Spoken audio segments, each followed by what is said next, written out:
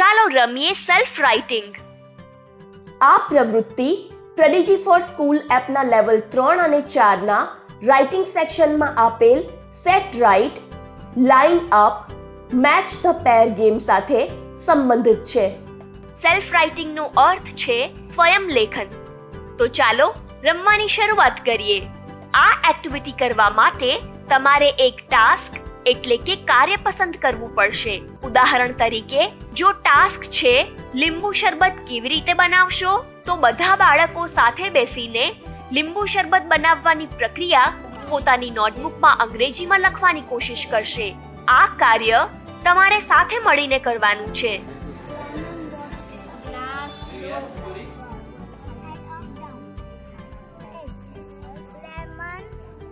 એકબીજા સાથે ચર્ચા કરીને લખો અને લખવામાં એકબીજાને મદદ કરો.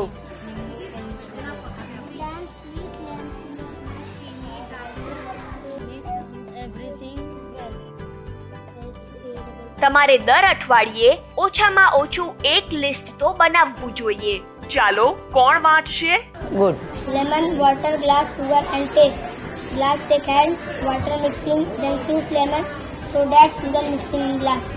આ રમત સરળ વાક્યો બનાવવામાં મદદ કરે છે અને એક્શન વર્બ્સ એન્ડ ઓબ્જેક્ટ્સનો ઉપયોગ કરવા પર ભાર આપે છે.